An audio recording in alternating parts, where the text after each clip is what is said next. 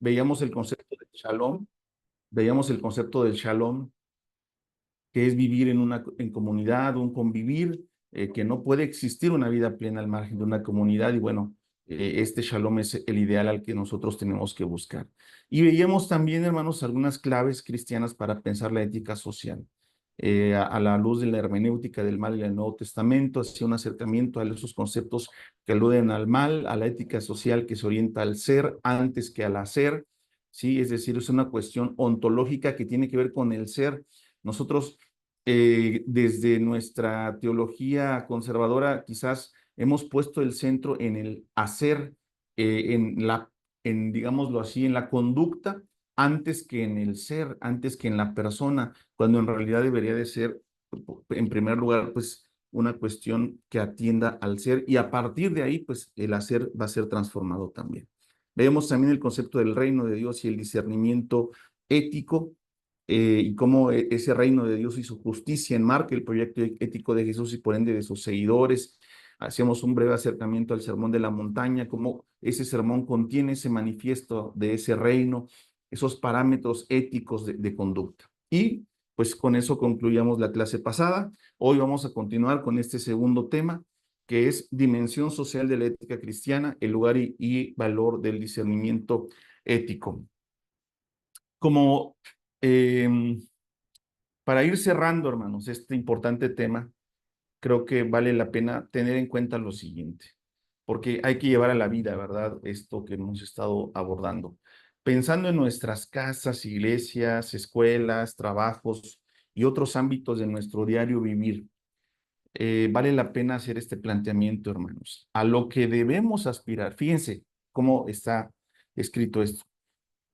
A lo que debemos aspirar no es a ser gente buena, sino seres humanos plenos. Esta es una aspiración que se cumple con los demás. Fíjense cómo desde los parámetros éticos tradicionales que hemos abrevado en nuestra cultura eclesial y en nuestros posicionamientos internos, pareciera ser que lo que debemos procurar es ser gente buena, ¿verdad? Y esa pretensión de ser gente buena, aunque parece piadosa y correcta, tiene un problema de fondo, porque por un lado, cuando alguien aspira a ser gente buena, está asumiendo que los demás no importan tanto, sino que lo que importa es que él sea alguien bueno, ¿no? Y en ese sentido, pues es un planteamiento muy egoísta. Alguien que busca ser alguien bueno, pues es alguien que pretende tener en él ciertas virtudes y ciertas actitudes y cierta fama que le hacen ver como alguien bueno ante los demás, ¿verdad? Pero por otro lado, hermanos, también tiene un problema esta aspiración, porque vuelvo a repetir, aunque parezca piadosa y correcta, cuando alguien aspira a ser gente buena, ¿verdad?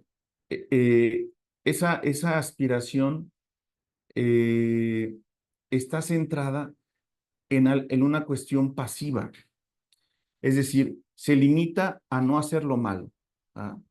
En muchas ocasiones. Quien no actúa haciendo lo malo, pues termina siendo gente buena, quizás, ¿verdad? Em, pero, bueno, y un tercer aspecto quizás que se me olvidaba mencionar es que esta afirmación o esta aspiración está centrada en la conducta, ¿sí? En la manera en que nos conducimos, en que nos comportamos socialmente y en la que pretendemos este, mostrar que tenemos el anhelo de ser gente buena. Está centrado en la conducta, no en el ser. Y por el contrario, la aspiración que debiéramos tener es hacer seres humanos plenos, es decir, dichosos, bienaventurados, como dice Mateo capítulo 5. Cuando nosotros pretendemos ser seres humanos bienaventurados, plenos, dichosos, es, hermanos, cuando podemos realmente generar una transformación en nuestro entorno porque de entrada, ser seres humanos plenos es una aspiración que no se puede cumplir en soledad. Hay alguien que puede intentar ser bueno sin la intervención de los demás, pero las personas que anhelan ser seres humanos plenos necesitan de los demás. Y eso es algo, hermanos, muy importante. Y por otro lado, hermanos, también otra vez pensando en nuestras casas, iglesias, escuelas, trabajos y otros ámbitos de nuestro diario vivir, hay que tener en cuenta lo siguiente. Lo que buscamos como personas cristianas no es solamente promover lo justo y lo pleno, fíjense bien, sino también resistir a lo injusto y luchar contra lo que atenta en contra del proyecto del reino de Dios. ¿Sí? En el enunciado anterior, si buscamos ser gente buena, pues se trata solamente quizás de promover buenas acciones, pero ser personas humanos plenos incluye también, hermanos, resistir a lo injusto y luchar contra lo que atenta a los valores del reino de Dios.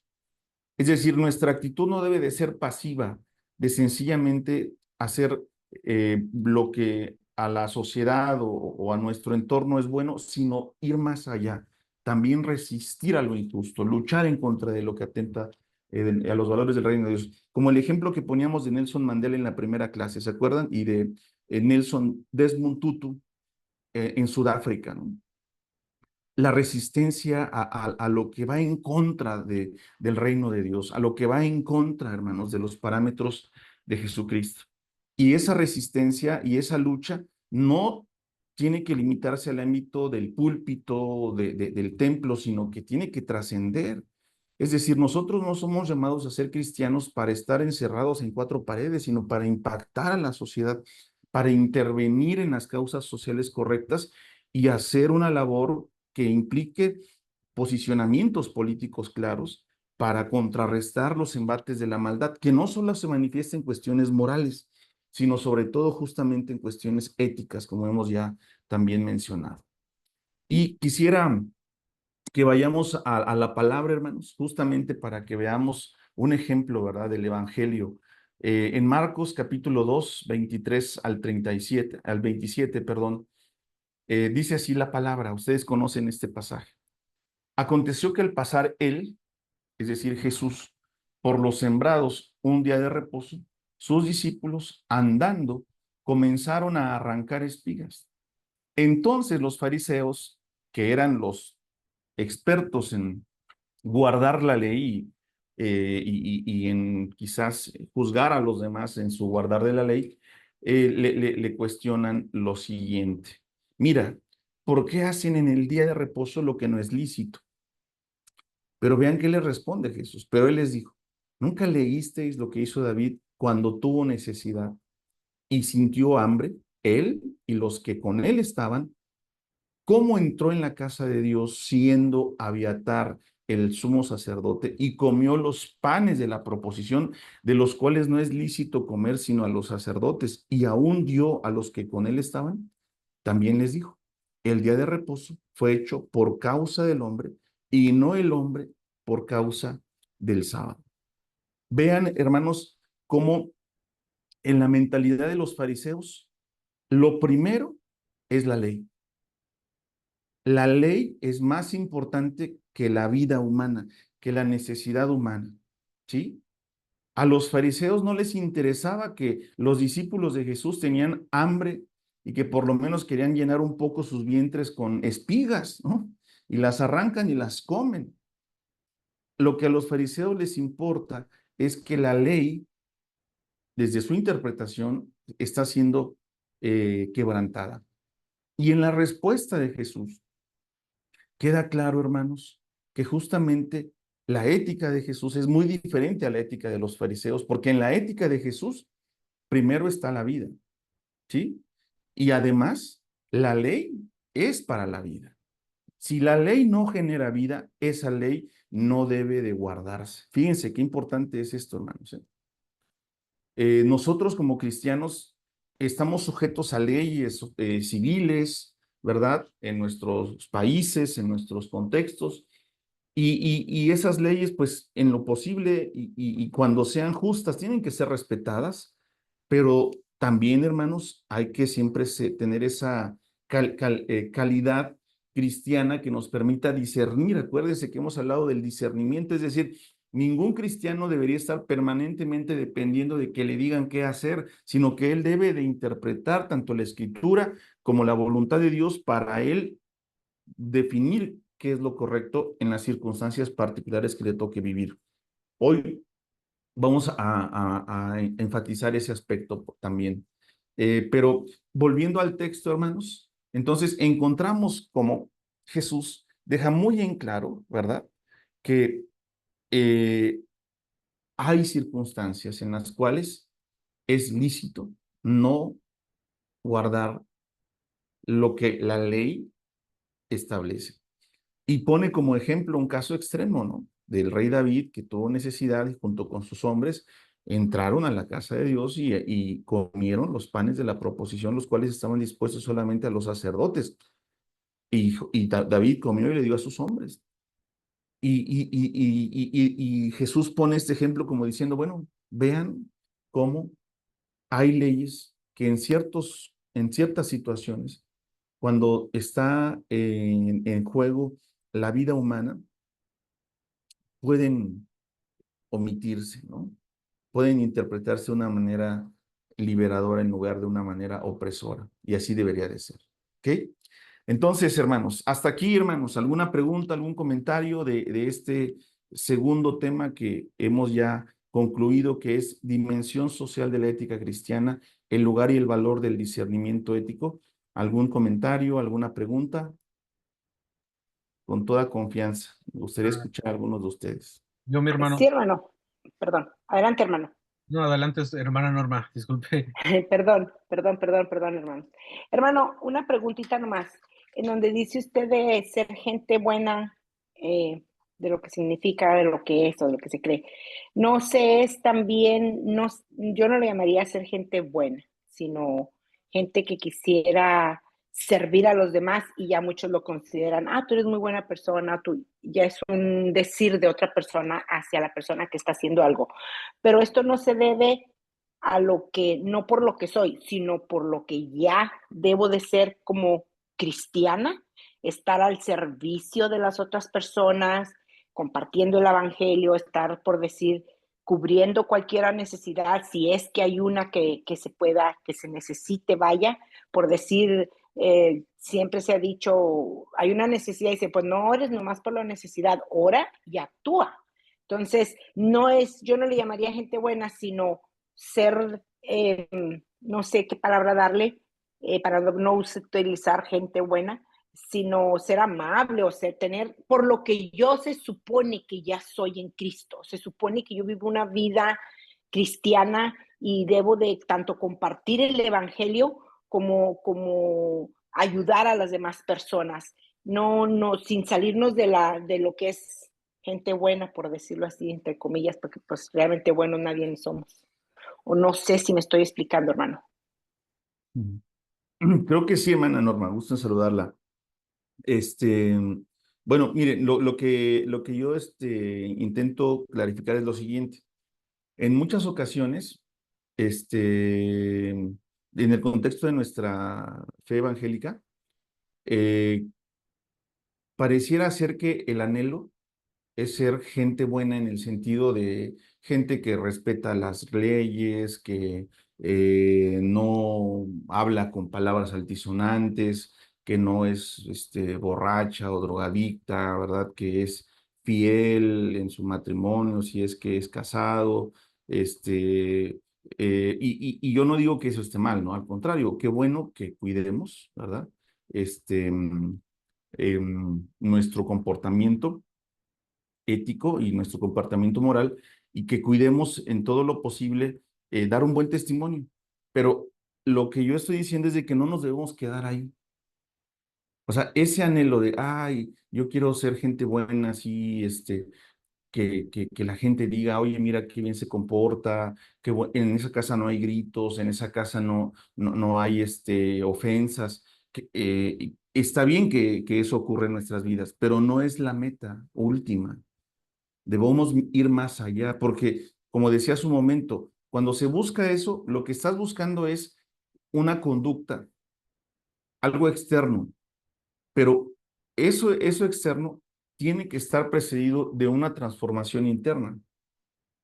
Entonces, se trata de ser gente dichosa, gente plena. Y esa plenitud de vida te lleva a ser gente buena, pero no te quedas solamente en ser gente buena, sino que incluso, además de cuidar las normas de conducta y de comportarte adecuadamente, resulta que tú eres alguien que lucha en contra de la injusticia. ¿Verdad? Que no se limita a ir los sábados al templo y a dar el diezmo, sino que siempre está buscando que se haga justicia. Y incluso a veces, fíjense, y vamos a ver al ratito algunos ejemplos, porque a mí me parece importante que tengamos en cuenta eso. Miren, permítame tantito. Este, eh, Jesús tenía buena reputación con todos, según los evangelios. Tenía buena No, reputación con... No, ¿verdad? Pareciera ser, por el contrario, que actualmente ser un buen cristiano es tener buena reputación con todos. Yo no digo que esté mal tener buena reputación, pero lo que sí digo es de que hay ciertas circunstancias en las cuales valdría la pena incluso arriesgar nuestra reputación como lo hizo Jesús. ¿Sí me explico? Actualmente, hermanos, en el cristianismo al que pertenecemos, por ejemplo, que alguien de nosotros vaya a una manifestación para pedir justicia por algún caso grave de que la policía hizo daño a un ser humano de una manera incorrecta o alguna otra causa justa, pareciera ser que es incorrecto y que no debemos hacerlo porque somos cristianos. Ay, ¿qué van a decir de que andes ahí en la calle gritando, verdad, con los demás? Ah, o sea, se cuida más la reputación que hacer lo correcto. ¿Sí me explico? Y eso es lo que no debemos de hacer. No se trata solo de ser gente buena, sino de ser seres humanos plenos que incluso están dispuestos a luchar en contra de la injusticia, a manifestarse públicamente cuando están viendo que se está haciendo algo de manera incorrecta y arriesgar su reputación. ¿No? Miren, no hace mucho me di cuenta que algunos hermanos muy conservadores, algunos que eran cercanos a mí, incluso de Estados Unidos, me bloquearon en las redes sociales, no sabía. Y me puse a pensar, pero ¿qué pasaría? ¿Por qué ocurriría eso? Y me di cuenta, bueno, mi sospecha es, puedo equivocarme, por supuesto es solamente una conjetura personal, que quizás algunos de ellos me bloquearon porque yo me he pronunciado en contra del genocidio que está perpetrando el Estado de Israel sobre los palestinos. Yo estoy absolutamente en contra, hermanos, de lo que el Estado de Israel le está haciendo a los palestinos. Y estoy en contra de que se use la Biblia para decir que eso tiene que pasar porque es el pueblo de Dios y que Dios está del lado de estos judíos y que pues es la guerra santa y que esos palestinos son paganos y que deben morir. Ese tipo de frases, hermanos, son totalmente anticristianas, son diabólicas. Y yo las he escuchado expresándose de cristianos de la iglesia de Dios, de líderes de la Iglesia de Dios, algunos de Estados Unidos, compartiendo, ora por Israel, que Dios le dé la victoria a Israel sobre sus enemigos, ese tipo de cosas, hermanos. Y yo me he manifestado en contra de eso. ¿Ah? Y algunos me bloquearon y algunos quizás piensen que ya yo no creo en Dios o que estoy en contra del pueblo de Israel. No, yo no estoy en contra del pueblo de Israel, estoy en contra de la injusticia, de la matanza, de la masacre, ¿verdad? Yo no justifico a los de Hamas, no estoy del lado de Hamas tampoco. Yo estoy del lado de la paz, de la justicia, del amor, en contra de la violencia, ¿verdad? Y si la violencia y la injusticia la están perpetrando el Estado de Israel, que se supone que es el pueblo de Dios, lo cual yo pongo en duda, pues entonces hay que señalarlo, ¿verdad? Y aunque a algunos les incomode, es así, y yo así lo creo, y no lo voy a callar. Ese es solo un pequeño ejemplo, ¿no? Pero yo creo que incluso a veces es necesario poner en juego nuestra reputación, como lo hizo Jesús cuando se trata de abrazar una causa justa. Jesús era invitado por publicanos a sus casas y él iba, ¿o no? ¿Ah? Y lo criticaban por eso, claro. A Jesús se le acercó una mujer de dudosa reputación y Jesús se dejó tocar por esa mujer. ¿No es así? En casa de un fariseo. O sea, era un escándalo para las gentes buenas de la época lo que Jesús hacía. ¿Y a Jesús le importó, hermanos? No, le importó más que esa mujer experimentase el perdón y la restauración de Dios. Vean qué diferente es la ética de Cristo a la ética de los fariseos, ¿no? ¿Sí? O sea, Jesús en otro momento eh, está con un alto funcionario de la sinagoga, ¿verdad? Un personaje relevante, yendo a su casa porque su hijo estaba muy enfermo y el hombre está urgido de que Jesús llegue a su casa, era un personaje importante del judaísmo, y de repente una mujer enferma, con flujo de sangre, que era considerada pecadora, inmunda, este, en la multitud se acerca, Jesús toca el borde de su manto y Jesús se detiene y empieza a generar un encuentro con esta mujer, sacarla del anonimato para que experimentase no solamente la sanidad física, sino la sanidad social, la restauración emocional, espiritual.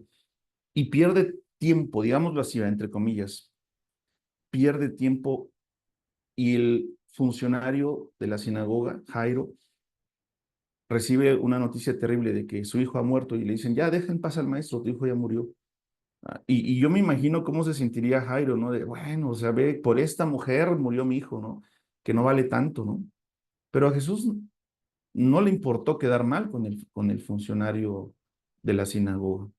Le importaba también la vida de esta mujer que tenía 12 años, enferma de flujo de sangre, como le importaba la vida de esa niña que tenía 12 años. Y la importancia que Jesús le daba a esa niña no era por su papá, no era porque su papá era un alto funcionario de la sinagoga, sino porque era una vida humana.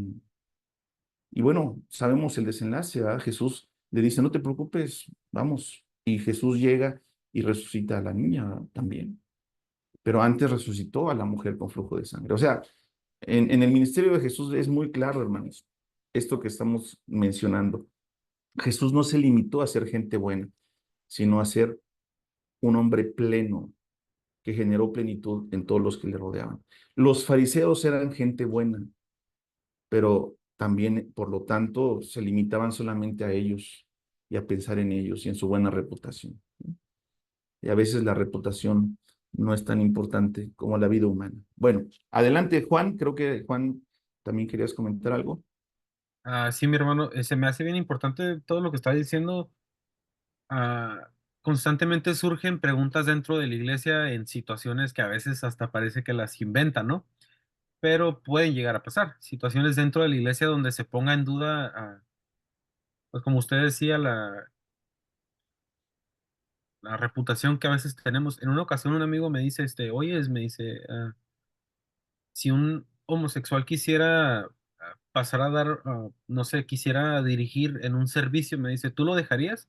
Y yo, la mera verdad, pues no supe qué decirle, porque me decía, porque nosotros decimos que los homosexuales, pues nosotros lo pensamos así, casi sin que nadie nos diga, pecadores.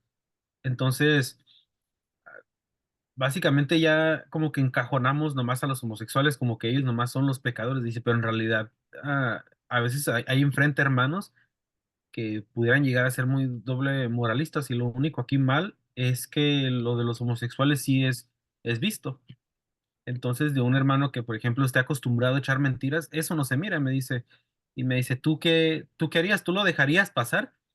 Y yo no supe qué responderle porque ahí ya entra, ahora sí que ya entra en diálogo qué exactamente es el pecado, ¿no? Porque si a veces pudiéramos decir, oh, lo que va en contra de Dios y qué va en contra de Dios, no, pues esto y el otro, pero a veces como que no respondemos la pregunta como tal. Entonces es algo que se me hace bien importante esta clase, y espero en algún momento poder llegar a tener una buena ah, un buen discernimiento y poder abordar en alguna ocasión que llegue a suceder alguna ocasión así. Claro que sí, Juan. Pues es, creo yo, en parte la idea de esta clase, ¿verdad? Eh, Quizás más adelante me atreva a dar alguna opinión respecto de la pregunta que te hicieron, pero me gustaría más bien que avanzáramos con el tema, porque justamente de lo que se trata es de que todos tengamos, como lo que hemos visto en este segundo tema, discernimiento, ¿verdad? Para tomar una posición y dar una respuesta ante ciertas inquietudes. Ahora bien, hay preguntas que se hacen quizás nada más como, no con una buena intención, sino como con jiribilla, ¿no? Como dicen por acá. O sea, como para poner a prueba, ¿no? Nuestro punto de vista o nuestras posturas. Yo creo que también eso es lo que hay que medir a la hora de posicionarnos. A veces incluso yo no he respondido a una pregunta. Cuando la pregunta no tiene una intención buena, sino más bien una intención como de poner a prueba o hacernos llegar a una contradicción, a veces también se vale no responder, como tú lo hiciste. Decir, "Bueno, la verdad es que no sé, no me ha tocado estar en una situación así, ¿verdad?" El tema de la homosexualidad es un tema importante y muy actual, ¿verdad? Que obviamente es un tema también delicado. Yo creo firmemente que todos los seres humanos tenemos la oportunidad de ser perdonados y restaurados y de vivir una vida conforme a la voluntad de Dios, incluidos los homosexuales, ¿no? La práctica homosexual es pecado desde nuestra comprensión, sí lo es, lo mismo que la práctica del adulterio o la práctica de la mentira o de el hurto, en fin, ¿verdad? Y yo creo firmemente que todos los que nos hemos arrepentido de nuestros pecados y estamos luchando para no volver a caer en ellos, tenemos o podremos tener la oportunidad de participar. Pero más que, por ejemplo, pasar a dirigir, yo creo que antes de eso habría que plantearnos el hecho de que todos tenemos acceso, ¿no?, a la gracia de Dios y a ser restaurados por Dios. Muy bien, bueno, seguimos, hermanos. Gracias por sus eh, participaciones y bueno, cuando tengan alguna pregunta o algún comentario, con todo gusto les doy la palabra. Bueno, seguimos entonces. Vamos al tema número 3, hermanos, que es la nueva humanidad como criterio ético, aplicaciones de la escatología cristiana. Vamos a hablar de este tema de la nueva humanidad. Vean de qué se trata. ¿Sí? En primer lugar, vamos a abordar dos temas. El primero es este. En este tema general de la nueva humanidad como criterio ético, vamos primero a hablar de la ética y la nueva humanidad y después, como segundo subtema, de la escatología cristiana. Bueno, vamos a este entonces. Voy a irme acercando a este tema a la luz, sobre todo del planteamiento que hace un teólogo, pues quizás de los mejores que ha dado Latinoamérica, que se llamó José Míguez Bonino, argentino, y que aportó grandes comprensiones a temas como el de la ética cristiana, y sobre todo, pues él estuvo este, acercándose eh, al libro de Gálatas, ¿no? Fue uno de los textos que más trabajó. Y justamente a la luz de Gálatas, José Miguel Bonino, en su libro que se llama así, Ama y haz lo que quieras, una ética para el hombre nuevo, aborda, hermanos, este tema de la nueva humanidad. Y voy a compartirles algunas cuestiones de este libro y les voy a compartir el libro también para que lo puedan leer si así lo quieren. La versión que tengo en digital es una versión, digámoslo así, que ya es viejita, porque es un libro muy viejo. Hay alguna versión más actual, pero no la tengo yo en digital. Ya se las mandé aquí al grupo. Este libro es un libro chiquito, pero vale mucho la pena acercarse a él. Entonces, en torno a este libro, hermanos, que les acabo de mandar al grupo, quiero hacer los siguientes acercamientos. Eh, en el libro, en la carta de Pablo a los Gálatas, eh, hay una cuestión bastante complicada y que o mejor dicho, plantea a Pablo una disyuntiva, ¿no? ¿qué hacer? ¿Qué hacer? ¿Qué es lo que estaba pasando en Gálatas? Bueno, les explico brevemente. La iglesia de Gálatas, pues, venían de una historia en donde había, por un lado, cristianos judíos de origen judío y cristianos de origen pagano. Ujú. Entonces, los cristianos de origen judío, que ya habían entendido el evangelio y por lo tanto habían asumido que había muchos preceptos y leyes del judaísmo que ya no eran vigentes para ellos y que esa ley, como Pablo le explica en Romanos y en otras cartas, no es ya, digámoslo así, necesaria para la nueva humanidad, porque la ley es como un ayo, ¿verdad? Como un tutor que cuando pues alguien es chiquito, pues lo necesita para que le diga qué hacer y qué no hacer, pero llega el momento de la madurez que la da el Espíritu Santo de Dios y genera ese Espíritu de Dios, la nueva humanidad, y esa nueva humanidad en nosotros nos da el criterio para decidir qué hacer y qué no hacer, esté o no la ley, esté o no el tutor, ¿sí? Es como, por ejemplo, cuando sus hijos eran pequeños, quizás algunos de ustedes les compraron una andadera o andador, ¿verdad? Para que empezaran a dar sus primeros pasos. ¿Ah? Y bueno, los metíamos en el andador o andadera y andaban ahí caminando, moviendo los piecitos y poco a poco fueron agarrando más fuerza en sus piernitas hasta el punto en el que empezaron a gatear, a caminar y la andadera pues ya no fue necesaria. Bueno, la ley es como esa andadera, ¿verdad? Que cuando estás chico y estás aprendiendo a caminar, un bebé lo está haciendo, pues la necesita, pero llega un momento en el que ya no la necesitas y sería grotesco, por ejemplo, ver a un adulto como tú, como yo, ya totalmente desarrollado, con capacidad de caminar, de correr, de brincar, con una andadera, ¿verdad? Y decir, pues es que como yo siempre tuve andadera de chiquito, pues yo me encariñé tanto y siento que me hace falta, entonces ando con mi andadera. Pues claro que sería algo totalmente absurdo. Bueno, Pablo plantea eso a la iglesia de Gálatas, porque los de Gálatas, especialmente los que venían del judaísmo, pues venían de esa historia donde esa pregunta de qué hacer se respondía conforme a las leyes y preceptos del judaísmo. ¿Qué tengo que hacer ante esta situación? La respuesta de ellos en su origen como judíos era, vamos a la ley, a la ley, vamos a la ley judía. Y a esa iglesia de Gálatas llegan maestros judaizantes y les hacen creer que la fe en Jesús era como la ordenanza que faltaba para llenar los requisitos éticos y religiosos.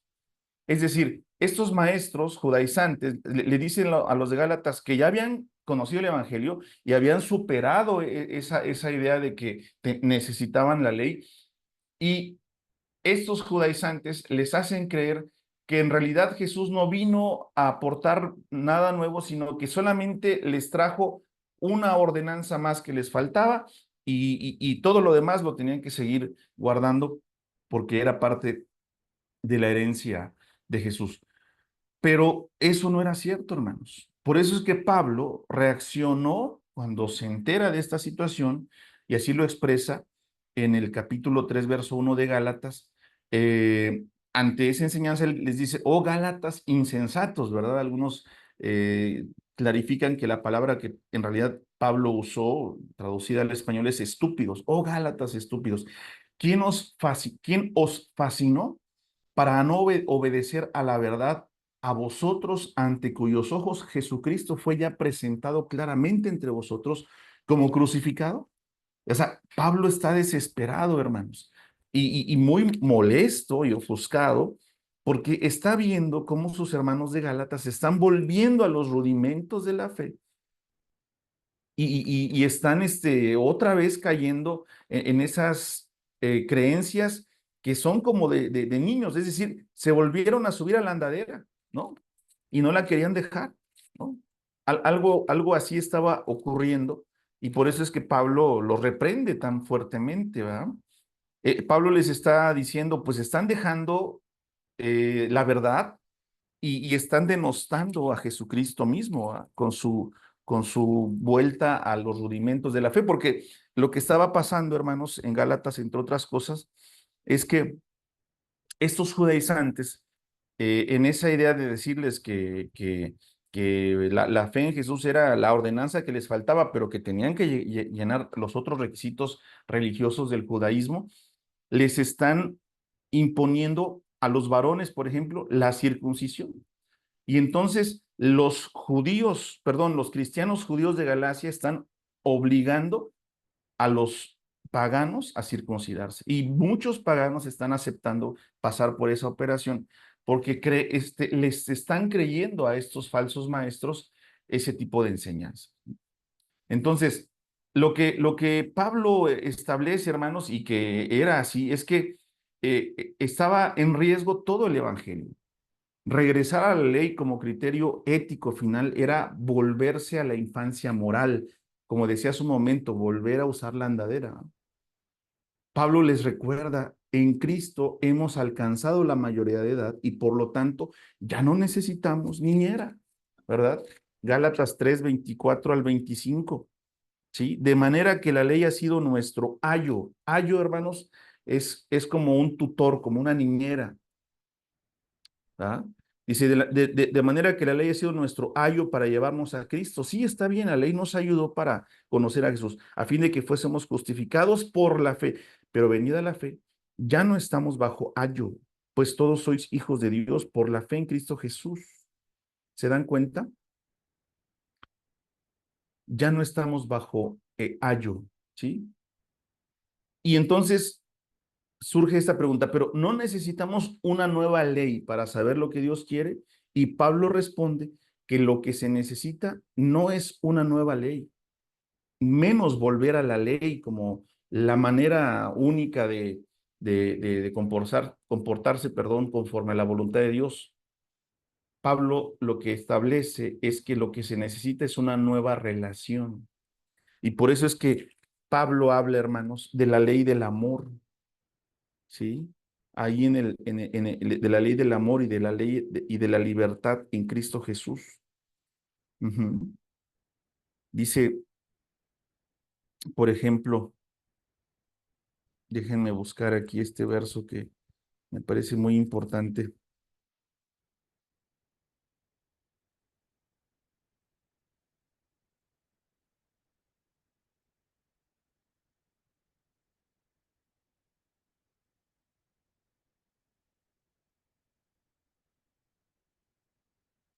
El capítulo 5 verso 1 dice así, estad pues firmes en la libertad con que Cristo nos hizo libres y no estéis otra vez sujetos al yugo de la esclavitud.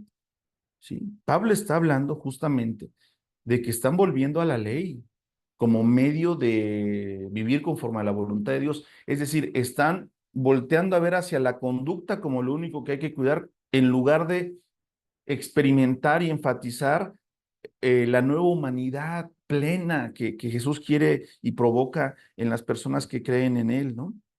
¿Sí? Por eso es que Pablo está desesperado, ¿no? Y aquí en el capítulo 5 justamente habla de la circuncisión y les dice, ¿verdad? Que de ninguna manera caigan en eso, ¿verdad? Porque no es algo que sea necesario para ellos, ¿verdad?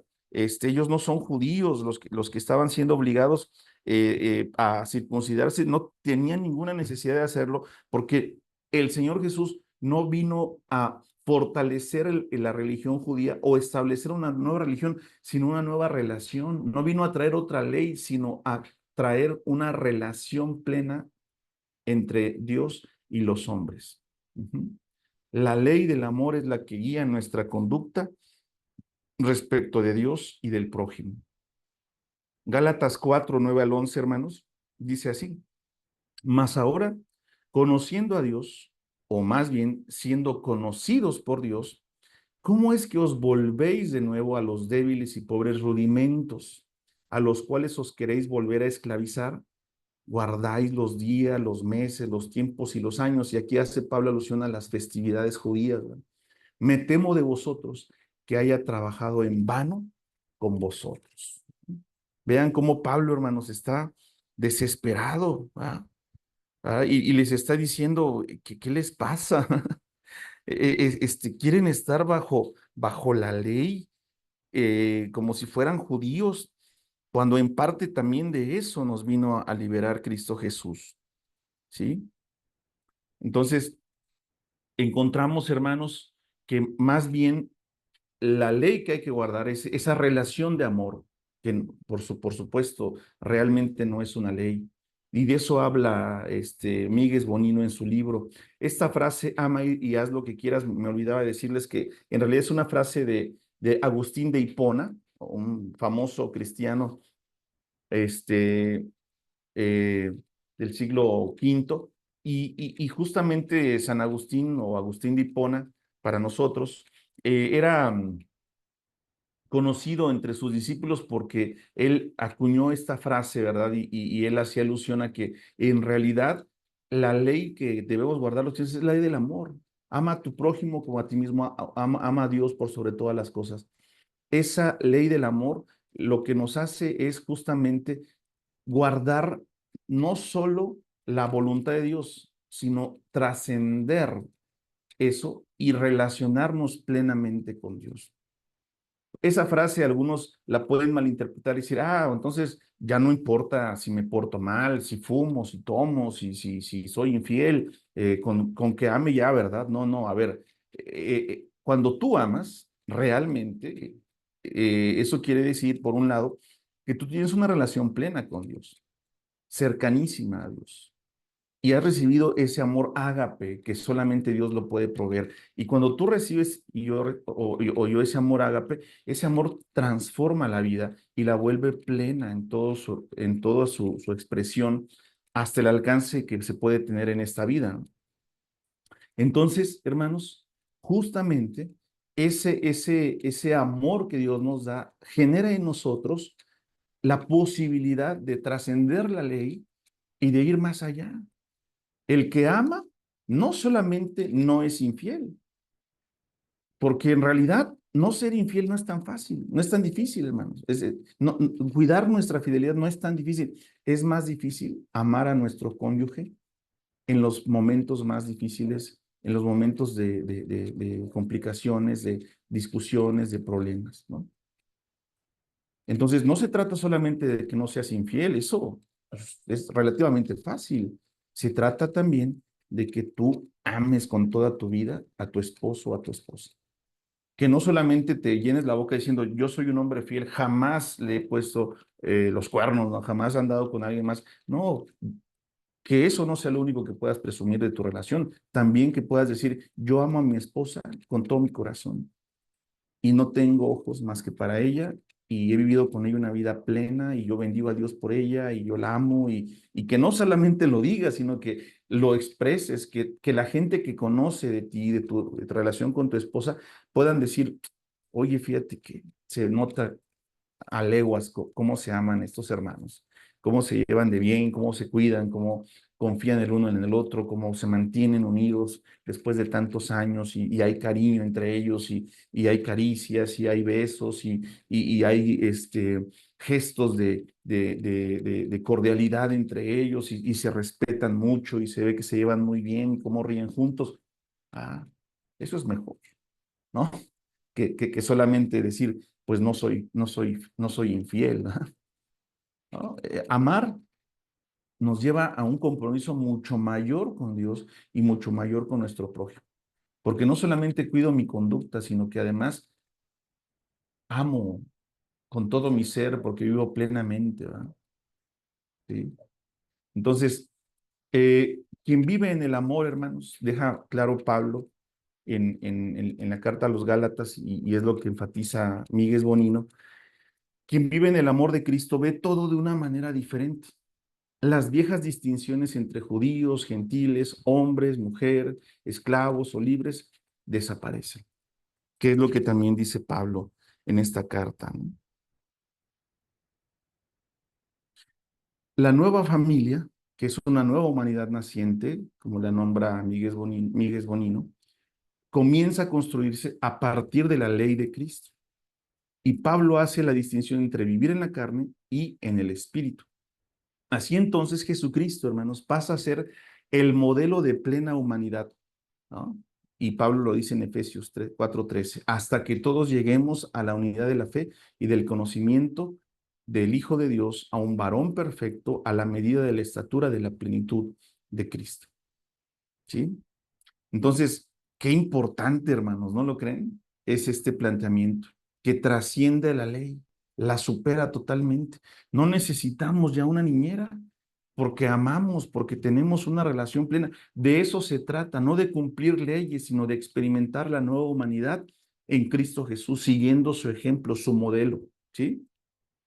Dice Miguel Bonino, esta es la existencia humana, la confiada, voluntaria, gozosa comunicación e identidad de propósito con el Padre, la plena, perdón, comunicación con los semejantes, la apertura hacia ellos en servicio de amor. Para quien vive de esta manera, no hay ley, no hay necesidad alguna de instancia intermedia que te diga qué es lo que Dios quiere o qué es lo que el prójimo necesita. Tú ya lo sabes, porque te pareces a Jesús, te pareces al Padre, ¿no? Fíjense, en la Biblia, hermanos, desde el Antiguo Testamento se insiste mucho en que tenemos un Dios clemente y compasivo, lento para la ira y grande en misericordia. Y cuando tú eres un hijo de ese Dios y te enfrentas a una situación en la que ves una necesidad imperante en la cual tú puedes intervenir y ayudar, sería absurdo que te preguntes, oye, ¿y qué debo hacer, Señor, ante esto? O que vayas con tu pastor y le preguntes, oiga, pastor, ¿qué debo de hacer? ¿Le ayudo o no le ayudo? ¿Qué andas preguntando? Vaya y ayude, eso no se pregunta. Eres hijo de Dios, tienes una relación con Él, sabes que Él es amor, sabes que Él es misericordioso. Tú, cuando veas una necesidad, ni preguntes, quítate la capa, sacrifica de lo que tienes, pero ayuda.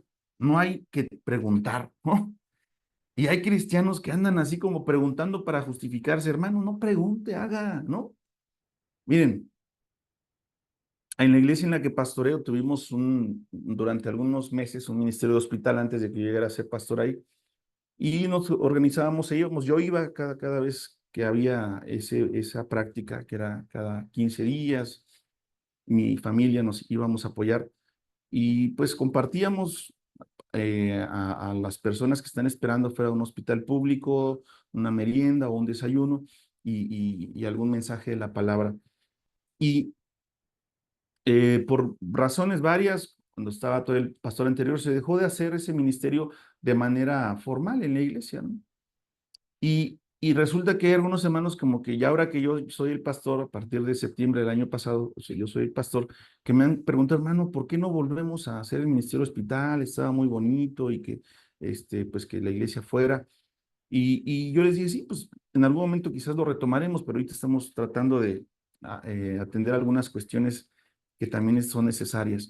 Pero lo que también he dicho alguna vez es, ¿te gusta el ministerio hospital? Sí, a mí me gusta mucho. Pues váyase, hermano, váyase y compre teleras, compre jamón, compre mayonesa, prepare sus tortas en su casa para lo que le alcance y vaya, si puede cada 8 días, a cada 8 días, si no cada 15 días o cada mes, vaya, reparta la comida, invite a hacer una oración, hágalo con su familia, que su familia vea que usted tiene esa buena intención, porque de eso se trata ser cristiano.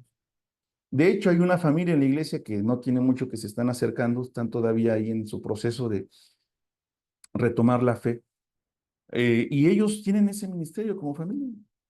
Cada 15 días más o menos van al hospital y ayudan y no le andan diciendo nada. Yo me enteré porque pues yo soy el pastor, en alguna visita me lo comentaron, pero lo hacen, ¿no? Pero ese es el punto, hermano. ¿Sí se dan cuenta de la diferencia? No tenemos ni siquiera que preguntar porque tenemos una ética conforme al modelo de Cristo Jesús. Y cuando vemos la necesidad, la atendemos. Y cuando vemos que hay que ayudar a alguien, lo ayudamos. Y cuando vemos que alguien está siendo discriminado, intervenimos para que deje de ser lastimado y discriminado. Por cualquier razón, nadie debe de ser discriminado, desechado, ¿va? Cuando vemos a alguien por ahí que en la iglesia está al margen y que nadie lo integra, yo cristiano, sin esperar a que el pastor me diga y nadie, voy y lo integro y lo acerco y platico con él. ¿Por qué? Pues porque yo soy un hijo de Dios, una nueva humanidad.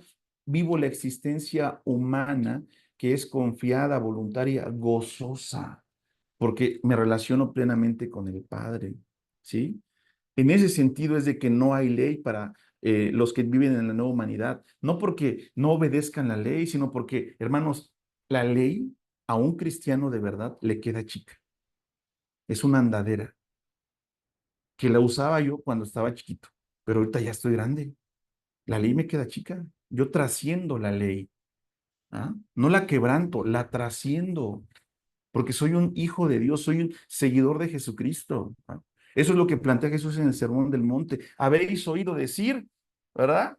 No cometerás adulterio más. Yo os digo que todo aquel que ve con codicia o con morbo a una mujer, ya debe sentirse adúltero para que ni se le ocurra seguir en el siguiente paso que después del deseo sigue, que es ya procurar quizás algún encuentro incorrecto. ¿Sí? Es decir, de eso se trata, hermanos. La ética conforme a Cristo, en esa nueva humanidad que genera el Señor, va mucho más allá de la ley, que es por eso que Pablo está tan desesperado. O sea, los de Gálatas están retrocediendo al querer otra vez volver a cumplir leyes que ni siquiera tenían que cumplir porque eran paganos y creer que con cumplir esas leyes y circuncidarse y otras cosas, pues ya era todo lo que Jesús pedía. No, Jesús pide mucho más, ¿sí?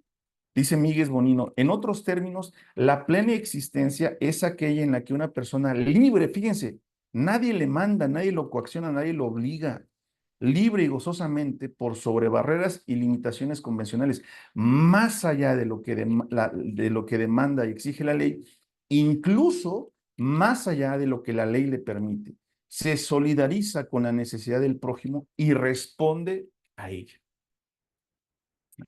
Es lo que Jesús enseña, hermanos. Eso es lo que Jesús enseña. Ese es el punto. Y aquí está un ejemplo clarísimo de la escritura. Ustedes conocen muy bien la parábola del buen samaritano, así se le conoce, ¿verdad? ¿Sí? Y ustedes saben muy bien el desenlace de esta historia. Hay tres personajes que además del hombre herido del camino aparecen en esta historia. El primero que aparece en ese camino y que va al hombre herido es un sacerdote, un hombre bueno. ¿Te acuerdan lo que decíamos un rato? Que tenía una conducta buena, que era eh, alguien de reputación, digámoslo así, más o menos adecuada, ¿no? Pasa después un levita, también funcionario del templo, y no hace nada. Ninguno de los dos hace algo malo, aparentemente, ¿verdad? ¿Por qué no le pegan al herido, no le roban lo poco que le haya quedado, no lo desprecian, pero no hace nada bueno por él tampoco, ¿no? Y no hacer lo bueno por él es hacer lo malo en realidad. Pero no corrompieron ninguna ley, ¿eh? Ninguna ley judía, porque la ley judía sí obligaba a los judíos a detenerse, y ayudar a alguien que tuviese alguna necesidad, pero siempre y cuando fuera prójimo, es decir, cercano, del mismo pueblo. Y ese hombre herido, pues no se sabía si era samaritano, de dónde era, ¿verdad? No se dice en el texto.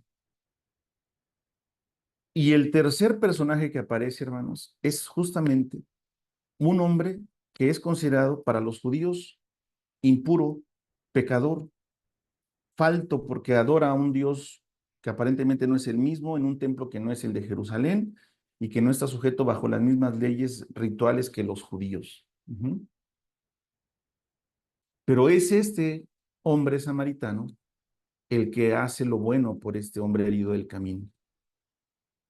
No hace lo que tiene que hacer, hace mucho más de lo que tiene que hacer. ¿Ah? Esta parábola, hermanos, se entiende mejor cuando se sabe que el intérprete de la ley, que es el que está platicando con Jesús, recordemos eso, ¿ah? En el relato marco de esta parábola, Jesús está platicando con el intérprete de la ley, ¿ah? Y en ese diálogo de Jesús con el intérprete de la ley, este, ese intérprete de la ley le pregunta a Jesús, ¿haciendo qué cosa heredará la vida eterna? Y Jesús le responde con otra pregunta, verso 26 de Lucas 10. ¿Qué está escrito en la ley? ¿Cómo lees? ¿Cómo lo interpretas? Es un intérprete de la ley, claro que sabe. Y él respondió correctamente, amarás al Señor tu Dios con todo tu corazón, con toda tu alma y con todas tus fuerzas y con toda tu mente y al prójimo como a ti mismo. Y a tu prójimo como a ti mismo. Y le dijo además, Jesús le responde, sí, claro, bien respondido, haz esto y vivirás, tendrás vida eterna. Pero el intérprete, queriendo justificarse a sí mismo, dijo a Jesús, ¿y quién es mi prójimo? Y Jesús cuenta esta historia. Ahora bien, hermanos, aquí hay un detalle que les decía hace un momento, le da luz a esta parábola, y es lo siguiente. Los intérpretes de la ley eran conocidos socialmente como gente que iba más allá de lo que los funcionarios del templo hacían. De hecho, los funcionarios del templo, como los sacerdotes y los levitas, tenían fama de corruptos. Jesús saben que cuando va al templo avienta las mesas de los cambistas y agarra un látigo y hace una denuncia de que han convertido la casa de mi padre en una cueva de ladrones. Bueno, es que los funcionarios del templo tenían mala fama de que pues usaban la fe para hacerse ricos, para tener ganancias indebidas, oprimían al pueblo, ¿verdad? Tenían su propio banco, como ahora lo tiene el Vaticano, etcétera, ¿no? Entonces, se sabía que los sacerdotes y levitas no eran misericordiosos, que no ayudaban mucho, que digamos, a las personas en necesidad. Y los intérpretes de la ley, por otro lado, sí eran muy cuidadosos de ayudar al prójimo. Por eso es que cuando este hombre le pregunta a Jesús esto, pues él ya sabe la respuesta y quiere justificarse, o sea, él quiere hacerse ver como el bueno, como alguien que tiene buena conducta, volviendo al concepto que hemos mencionado, ¿eh? Él quiere afirmarse con Jesús de que él tiene una buena conducta. Pero Jesús empieza a contar esta historia entonces, y con ese antecedente que les he dicho de que los funcionarios del templo no tenían buena reputación, entendámoslo así. El que está escuchando esta historia, inicialmente, hermanos, es el intérprete de la ley. Jesús se le dice a él, ese es el destinatario y original. Jesús está contando esa historia a este intérprete de la ley. Entonces, el intérprete de la ley escucha esta historia. Hay un hombre herido y baja un sacerdote. Y lo que en su mente está pensando el intérprete de la ley es, "Ay, pues, no se va a parar, por supuesto, porque los sacerdotes nada más les interesa el dinero, ¿no?" Y efectivamente, se va, sigue de largo. Siguiente personaje que aparece en la historia, un levita. Y al escuchar levita, el intérprete le dice, no, tampoco se va a parar. Estos no les importa más que el dinero también. Y efectivamente se sigue sin detenerse. Y el tercer personaje que va a aparecer, la expectativa que genera Jesús en él es de que va a ser un intérprete de la ley. ¿Ah? Porque justamente en ese tipo de enseñanzas, la tercera es la vencida. Hasta la fecha decimos, la tercera es la vencida. Uno, dos, tres, arrancas, ¿no? La tercera es la vencida. Entonces, en ese tercer personaje que iba a aparecer, el intérprete está esperando que diga Jesús y baja un intérprete de la ley en el camino, ve al hombre herido, se detiene, baja y hace todo eso que hizo el samaritano. Pero de repente Jesús le cambia la jugada al intérprete de la ley y en lugar de decir que bajaba por el camino un intérprete, dice, baja por el camino un samaritano. ¡Wow! Un mugroso y pecador samaritano, despreciable samaritano. Y entonces, pues ahí yo me imagino al intérprete de la ley así como un caracol, esos cuando le pones sal, ¿no? Retorciéndose ahí, ¿no? De incomodidad. Y entonces termina de Jesús contar la historia y le pregunta al intérprete, ¿quién pues de los tres te parece que fue el prójimo del que cayó en manos de los ladrones? Y él, el intérprete, fíjense la respuesta que da. Ni siquiera se atreve a decir el samaritano, o sea, ni siquiera se atreve a decirlo porque es una persona detestable para él. Pero sí dice, el que usó de misericordia con él. Y entonces Jesús le dice, ok, entonces veías tú lo mismo. veías tú lo mismo. Jesús pone de ejemplo al intérprete de la ley, que era alguien pulcrísimo, cumplidorcísimo de la ley, a alguien que no es ni pulcro ni cumplidor de la ley, pero que trasciende la ley porque ama al prójimo. Por eso es que incluso el intérprete, aún incómodo como babosa con sal, tiene que decir el que usó amor, el que usó misericordia. Claro, el samaritano no era un guardador de la ley, adoraba a un Dios en un lugar que no era el templo de Jerusalén, pero era un hombre misericordioso. ¿Sí? Efectivamente, la ley ponía límites ceremoniales que el samaritano no observaba, pero ante la ley del amor, hermanos, este samaritano era libre para acoger con compasión y amor al hombre herido. Y ese es el ejemplo que Jesús le pone a un intérprete de la ley. A partir de ahí, el intérprete de la ley tenía que seguir el ejemplo de un inmundo y pecador samaritano en cuanto al amor y a la misericordia. En cuanto al amor y la misericordia. Ritualmente y todo lo demás, pues él seguía siendo judío y pues guardar sus leyes judías. Pero en cuanto al amor, el ejemplo a seguir para este intérprete ahora era un samaritano. Y para nosotros también lo es. El segundo tema, hermanos, de este aspecto que estamos abordando en esta tercera clase es ética y nueva creación, escatología. Si tienen alguna pregunta de lo que hemos mencionado hasta aquí, por favor, guárdenla. Al final voy a abrir un espacio para preguntas y comentarios. Pero quisiera agotar esto para ponernos al corriente con el tiempo y ya la próxima clase hacer el cierre con el cuarto tema. Ética y nueva creación, escatología. La palabra escatología, hermanos, para los que quizás no lo tengan claro, sencillamente significa el conocimiento, el tratado de los últimos tiempos. Escatón significa últimos tiempos y logos, o logía viene de logos, ¿no? De tratado, conocimiento de los últimos tiempos. Y dentro de la teología cristiana, la teología o la escatología es justamente la que aborda cuestiones de lo que ocurrirá en los últimos tiempos. Pero no quiero generar una expectativa falsa en ustedes, ¿no? No voy a hablar, hermanos, de las señales, de cuándo viene Jesús y nada de eso, sino más bien cómo se relaciona la ética con la nueva creación y la esperanza de futuro que debemos tener todos nosotros y brindar al mundo. Así es que vamos ahí. Seguimos con Miguel Bonino. Si se quiebra, hermanos, la identidad con Dios y con la necesidad del prójimo, volviendo al ejemplo, trayendo el ejemplo del buen samaritano ahora, aparece una forma inhumana de vivir a lo que Pablo llama vivir en la carne. Esto nos lleva al suicidio colectivo de la deshumanización.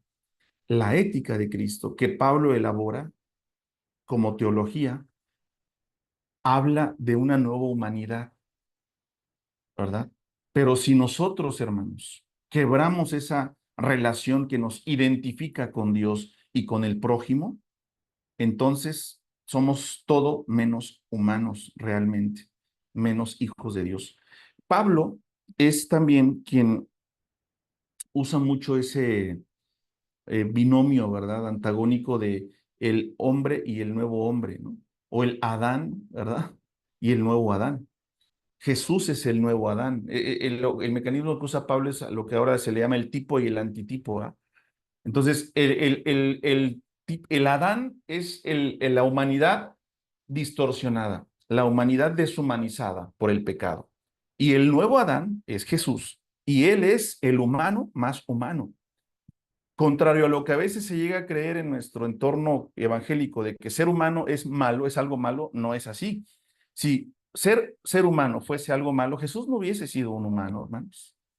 Hubiese venido en otra forma, pero no en forma humana, porque ya por ser humano, pues ya sería pecador.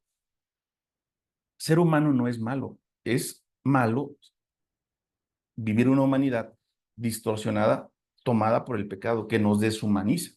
Eso es vivir en la carne. Y vivir en la carne, hermanos, justamente es lo que ha llevado a la humanidad a este suicidio colectivo de la deshumanización. ¿Por qué hay tantas guerras, hambres, destrucción, injusticias, pobreza, miseria, en fin? Pues por la deshumanización. El problema no es la humanidad, es la deshumanización a la que hemos caído como humanidad. Ante esto es que surge la ley como don de la misericordia divina. Por eso es que la ley en su momento tiene su valor, ¿sí? Qué bueno que en su momento hubo una ley que nos guió en un principio, ¿no?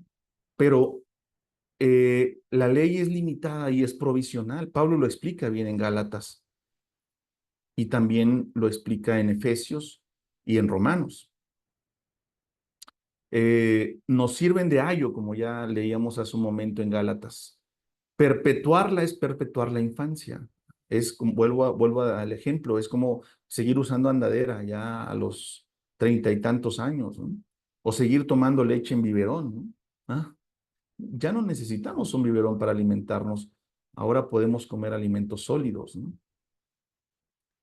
Entonces, si nosotros queremos vivir aún bajo la ley, pues es como querer seguir siendo niños, ¿no?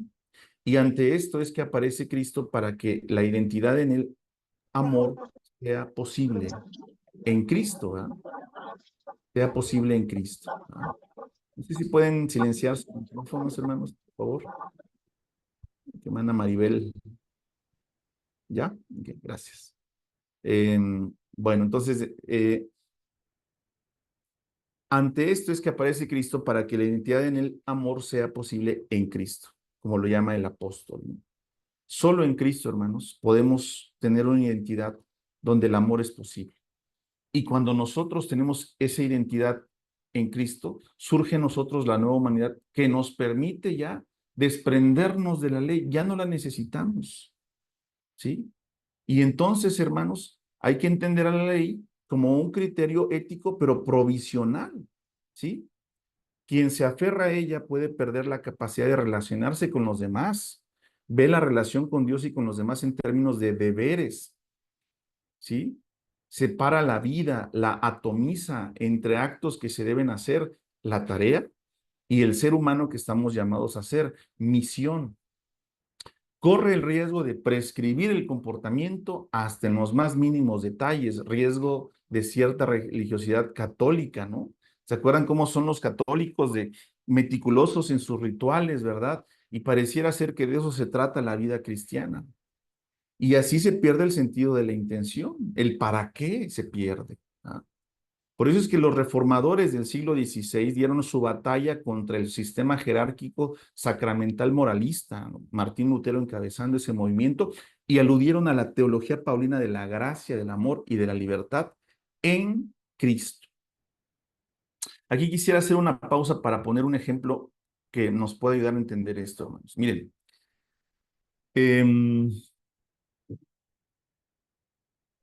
cuando mis hijos eran más pequeños, tengo dos hijos varones que ya son jóvenes. Ellos me preguntaban de repente, oye, papá, esto es bueno o esto es malo de hacer. Y yo les decía, esto está mal, no, cuidado, no hacerlo, o esto está bien, ¿no? Pero en el proceso de la formación que ellos han tenido como hijos míos y de mi esposa, y también como cristianos, porque ambos ya son bautizados, han aceptado vivir bajo los parámetros de Jesús, bajo la ley de la libertad en Cristo. Ellos han ido formando un criterio, o yo espero que así sea, ¿no? Y entonces, ¿qué significa eso, hermanos? Bueno, que ellos, a su edad, estén cerca de mí o estén lejos de mí, deben de saber qué hacer y qué decidir, ¿no?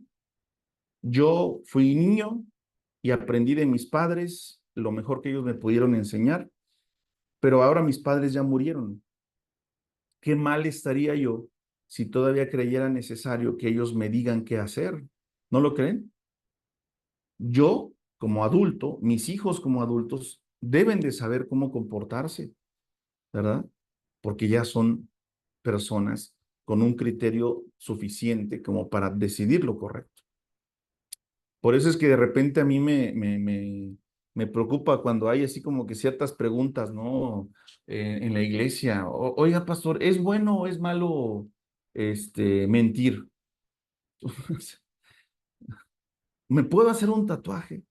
O sea, ese tipo de preguntas como si fueran niños chiquillos, ¿verdad? Que van a que le digan qué hacer y qué no hacer.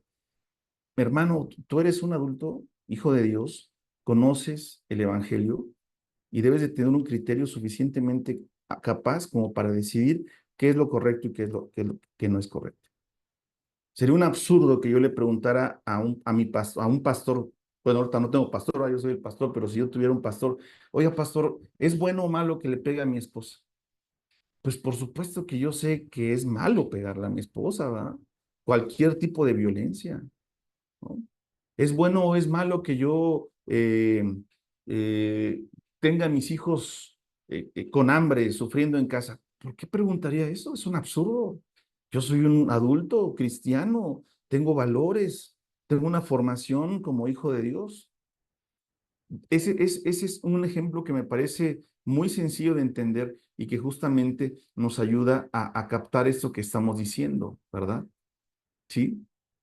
Es decir, vean, hermanos, lo que estamos viendo aquí. O sea, la ley es un criterio provisional. Si seguimos aferrándonos a la ley y estamos todo el tiempo queriendo una respuesta muy específica ante cualquier situación ética o debate ante el que se nos presente, pues quizás no hemos todavía madurado lo suficiente, ¿verdad? Y nos seguimos quedando en el hacer, en la tarea, en lugar de la misión, ¿no? Andamos haciendo preguntas que realmente a veces ni siquiera son tan importantes. O sea, nos estamos preocupando más por el qué hacer, por el para qué hacer. Ujú. Y eso es un gran peligro, ¿ah? Miguel Bonino, en este libro que he estado citando y que les compartí en el grupo, dice lo siguiente también. Se convierte a Dios en una ley más, una fabricación humana que interponemos entre nosotros y las demás personas. Pretendemos que nos hemos justificado porque cumplimos con ese Dios que hemos hecho. Nuestra religión es la fortaleza en que nos refugiamos para protegernos de los riesgos del amor, de la verdadera identificación con los demás seres humanos. Nuestra conducta de cristianos se muestra a menudo ridícula, pequeña, sin alma.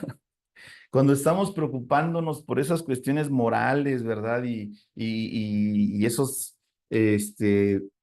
debates infructuosos, en lugar de estarnos preocupando por hacer la misión, por ayudar a la gente, por dar testimonio del amor de Dios, por el rescatar al herido, ¿no? Estamos, hermanos, mal.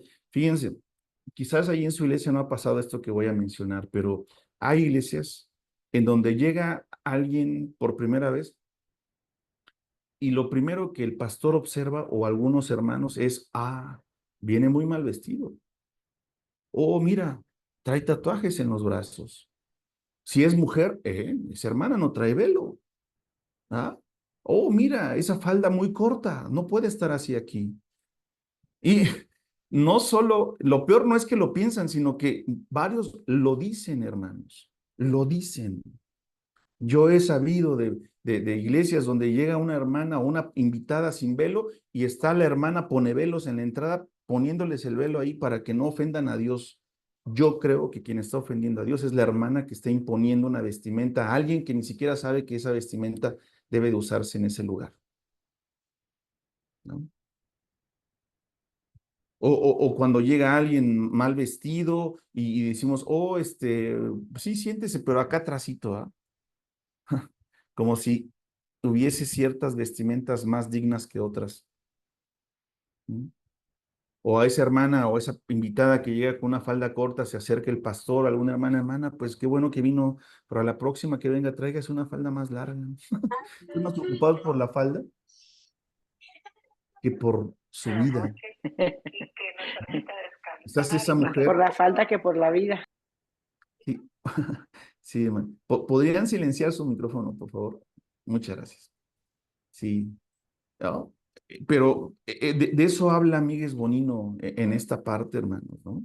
O sea, nuestra religión es una fortaleza que nos hacemos y nos refugiamos para protegernos de los riesgos del amor, porque en el amor se corren riesgos, ¿no?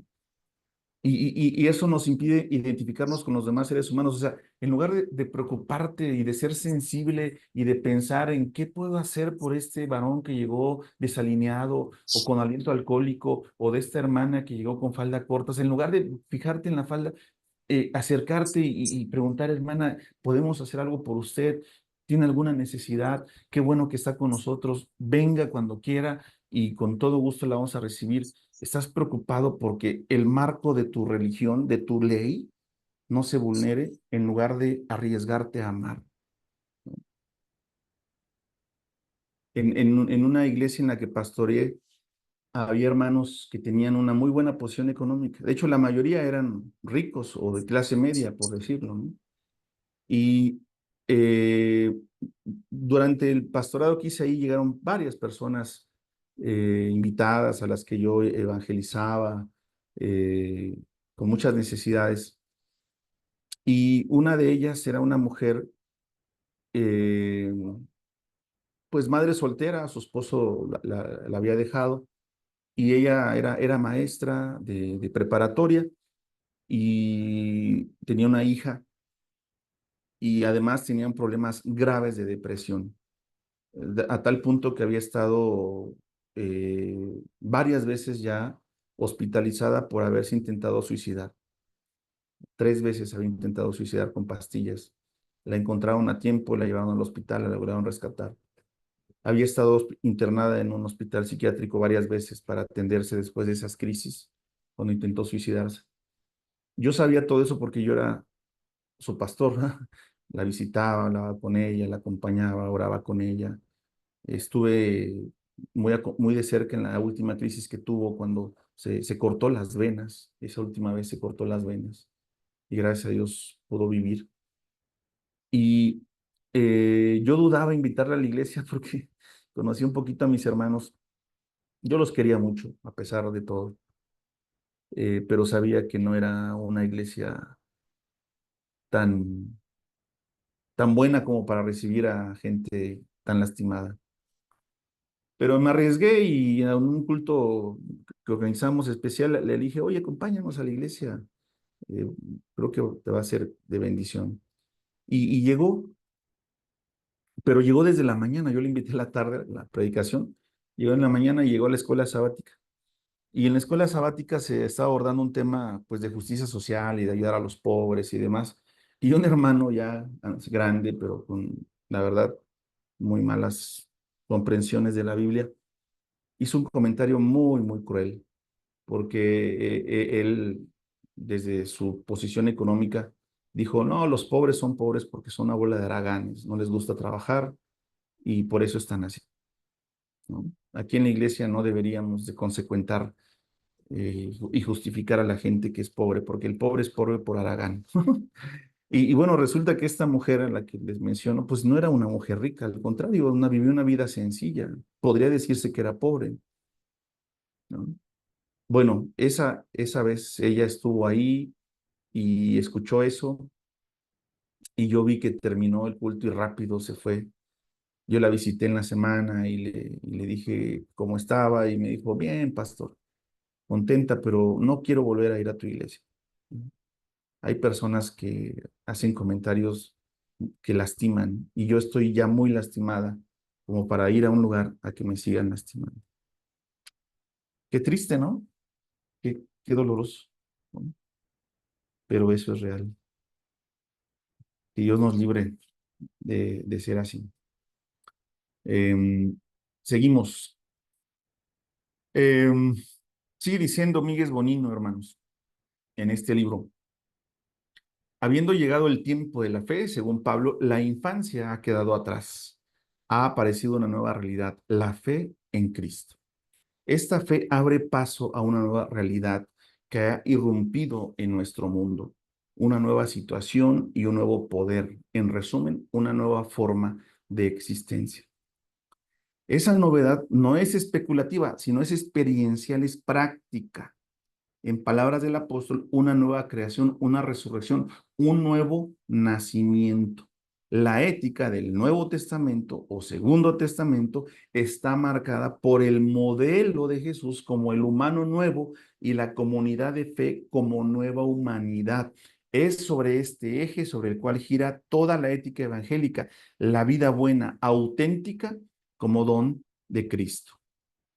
Entonces, hermanos, ¿de qué se trata? Pues de superar la ley y de hacer aún más de lo que la ley nos pide, viviendo en esa novedad, en esa nueva humanidad que nos provee la relación con Cristo Jesús, que nos hace ir mucho más allá que lo que las leyes judías estaban estableciendo. Nuestra iglesia viene de ser una iglesia muy nomocéntrica, nomo es ley, ¿verdad? Y poníamos mucho el centro en la ley. En muchos de nuestros templos incluso teníamos los 10 mandamientos al frente, ¿verdad? Y los recitábamos todos los sábados. No digo que esté del todo mal, pero según no éramos idólatras porque no teníamos imágenes, pero la ley ahí estaba, en imagen, ¿no? De hecho, en la iglesia de Río Blanco, aquí en la Ciudad de México, que después se dividieron los García Becerril, y se quedaron con ese templo y esa iglesia, se tenía la práctica de que lo primero que se hacía el sábado antes del culto era una ceremonia a la ley. Y entraban todos, hermanos, y caminaban de manera tal que no le dieran la espalda a la ley. Tenían que entrar de cierta manera y cuidando de ninguna manera darle la espalda. Hacían un ritual de recitar la ley, orar a la ley, y salían del templo y volvían a entrar ahora sí ya sin el cuidado de darle la espalda a la ley. O sea, ese nomocentrismo, hermanos, nos hizo mucho daño. Sigue habiendo hermanos en la iglesia que creen que con guardar la ley es suficiente. Hasta judíos se siguen sintiendo, ¿no? Por eso es que se molestan tanto de que alguien critique lo que está haciendo el Estado de Israel ahí en Gaza, ¿no? Porque creen que el pueblo de Israel es lo mejor, cuando el pueblo de Israel y sus leyes fueron superadas por Cristo Jesús. La nueva humanidad no está basada en las leyes judías, sino en la ley del amor de Cristo Jesús. Veamos un ejemplo, hermanos, para ver justamente cómo la ética de Cristo trasciende a la ley. ¿Ustedes creen, hermanos, que es malo mentir? ¿Es malo mentir? A ver qué opinan. ¿Sí? ¿Siempre es malo mentir? ¿Es pecado? Bueno, vean, vamos ahora sí. Ustedes conocen este ejemplo. Raab, ¿se acuerdan? Josué 2:1. ¿Quién fue Raab? ¿Alguien quiera comentarnos rápidamente? ¿Quién fue Raab? Hermano, ¿no, no es la viuda que les ayudó? Bueno, no era viuda, sino que más bien era una prostituta, ¿no? Era una ramera. Dice el capítulo 2, verso 1 de Josué, que era una ramera. Raab era una mujer ramera que cuando llegaron los espías, enviados por Josué a Jericó a reconocer la tierra, llegaron a la casa de esta mujer y ahí fueron escondidos por ella. Cuando el rey de Jericó se enteró que había espías en su reino, mandó a buscar a los espías, y a Raab se le fue a decir que sacara y entregara a los hombres que estaban en su casa. Pero ¿qué hizo Raab, hermanos? Mintió, ¿verdad? Les dijo, sí, vinieron unos hombres, pero ya no supe de dónde eran ni nada, ¿va? Y cuando se cerró la puerta, y los hombres enviados por el rey de Jericó se salieron, ¿qué hizo Raab? Bueno, además los distrajo y les dijo, bueno, a lo mejor los pueden alcanzar, váyanse a buscarlos. Pero ella los escondió y después los hizo subir al terrado y los escondió en manojos de lino, dice el verso 6, y los hombres fueron a buscarlos al camino al Jordán, pero pues obviamente no los encontraron, ¿no? y ya Rahab los escondió y ya cuando estaban todos dormidos, los ayudó a escapar, ¿no? Esta mujer, que era prostituta, además, o sea, no era una mujer que tenía un oficio, por decirlo, honorable, es considerada, hermanos, en el Nuevo Testamento como una heroína de la fe. Hebreos 11:31 es un libro que cita justamente el caso de Rahab. Ella está en la lista, hermanos, fíjense, está en la lista de, de los héroes de la fe, junto con Abraham, junto con Isaac, junto con Sara, ¿no? Junto con Moisés, junto con José. ¿Ah? Verso 31. Por la fe, Rahab la ramera no pereció juntamente con los desobedientes, habiendo recibido a los espías en paz. En Santiago 2:25 se vuelve a citar en la tradición del Nuevo Testamento, Rahab, hermanos, era una mujer a la cual había que seguir en su ejemplo. Asimismo, también Rahab la ramera no fue justificada por obras cuando recibió a los mensajeros y los envió por otro camino. Y por supuesto, Pablo en Romanos también la cita, hermanos, como una mujer que da un ejemplo contundente, ¿verdad? De fe y de hacer lo correcto, ¿verdad? Romanos 2:14 al 15. Porque cuando los gentiles que no tienen la ley hacen por naturaleza, a ver, permítame tantito, creo que aquí me equivoqué con la cita. Sí, no, no es esta la cita, pero bueno, también Pablo la menciona, a ver si la encuentro, les corrijo la cita.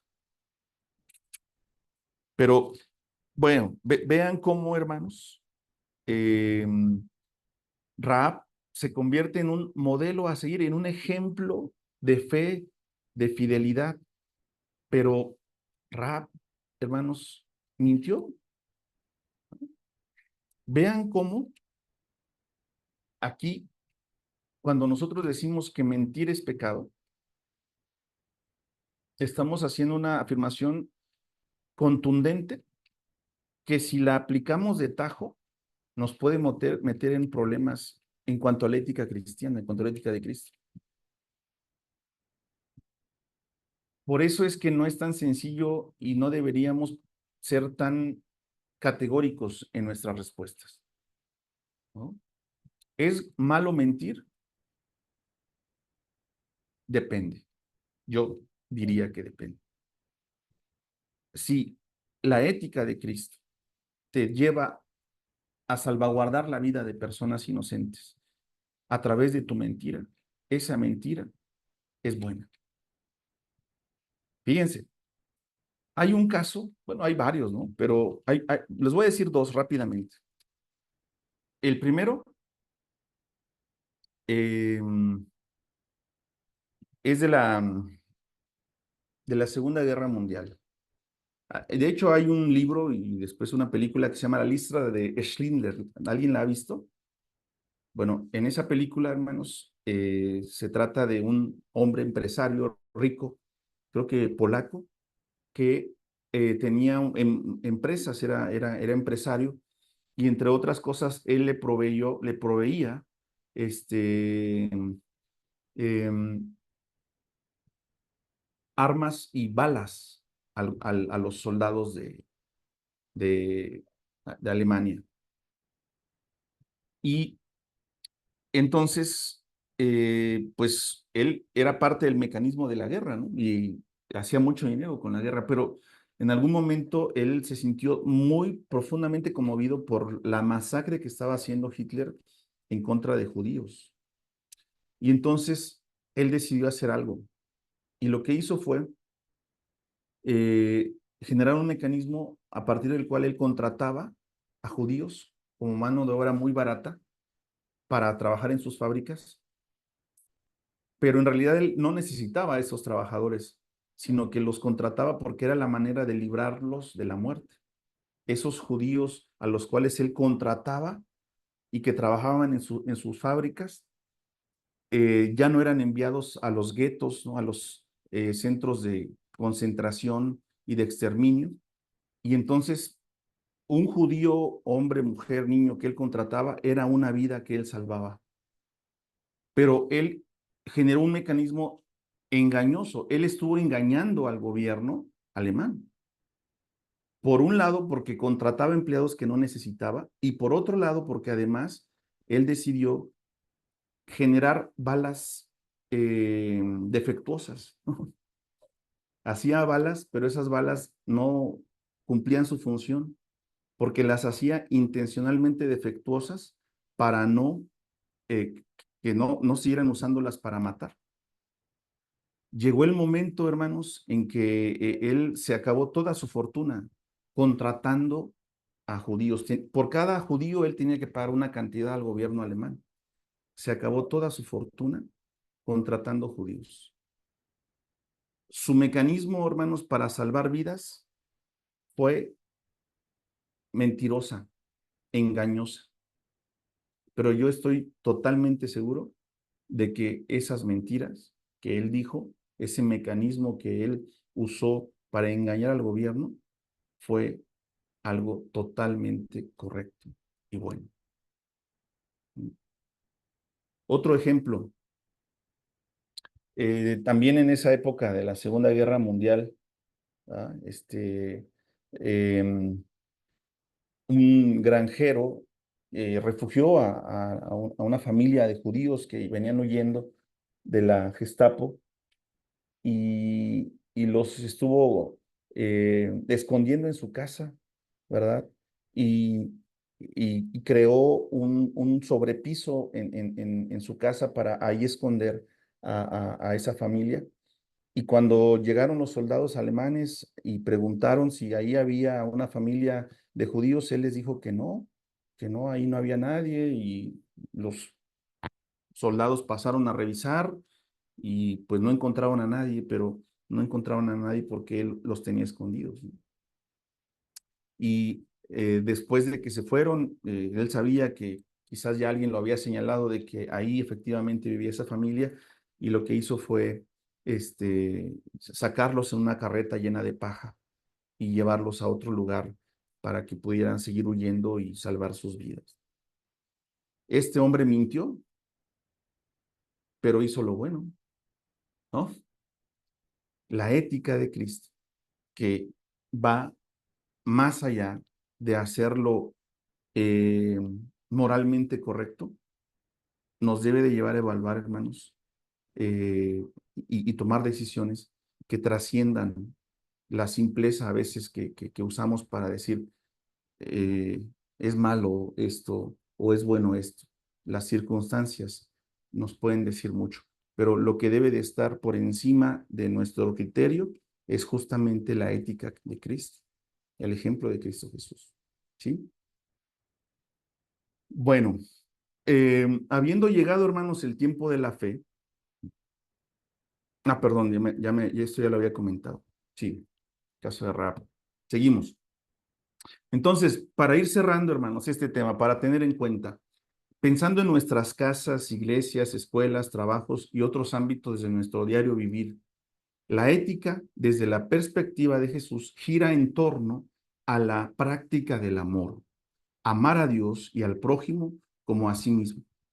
La pregunta no es, ¿qué dice la ley que debo hacer? Fíjense, hermanos, sino, ¿qué me dice el espíritu del amor? ¿Qué me dice el espíritu del amor? Esa es la pregunta más importante. La ley es buena, pero tiene límites. A donde la ley no llega, sí llega el espíritu del amor. Por eso es que Jesús hablaba como quien tiene autoridad, porque él trascendía las comprensiones legales de su tiempo. Las convenciones legales de su tiempo Jesús las superaba y vivía de una manera totalmente diferente. Sin pecar, Jesús jamás pecó, pero eso no significó que tuviese siempre una buena reputación ante ciertas personas. Lo mataron a Jesús, hermanos. Sí es cierto que murió, pero también es cierto que lo mataron. ¿Y por qué lo mataron? Pues justamente por ir en contra de los convencionalismos, del buenismo de su tiempo, de la moral de la ley y trascender esa moral para cumplir la ética de Dios, que trasciende las cuestiones morales y que nos enseña a vivir una vida plena y a generar plenitud en las demás personas. Para tener en cuenta, hermanos, también la ley, hablemos de la ley pública del país, la ley religiosa que tengamos internamente, como nuestra doctrina, o la ley familiar, o cualquier otra, tiene un valor, claro que sí, y no lo desdeñamos, ¿verdad? Y ese valor es guiarnos de manera provisional e imperfecta hacia la ley del amor en la libertad del espíritu y la liberación de la conciencia. ¿Cumple con esa función? Sí, pero después de ese límite, ya, hermanos, nos toca a nosotros. Para tener en cuenta también, enseñar a vivir de manera práctica es señalar hacia la vida resucitada en Cristo. Gente resucitada que vive la nueva creación y anuncia desde acá el mundo que vendrá. Y a eso llamamos esa escatología de la nueva humanidad, hermanos. Nosotros somos la nueva humanidad, la gente resucitada que vive la nueva creación en la ética de Jesús, que trasciende la ética de este mundo y que anuncia desde este tiempo y desde este lugar el mundo que vendrá. Tú y yo debemos ser anticipos del reino de Dios. Nuestra justicia, nuestra ética, nuestra manera de vivir, nuestra manera de hablar, nuestra manera de cuidar al prójimo, de amarlo, debe demostrarle al mundo cómo serán las cosas cuando el reino de Dios se haga pleno entre nosotros. Y vamos concluyendo, hermanos, con otra parábola de Jesús. Lucas 18, 9 al 14.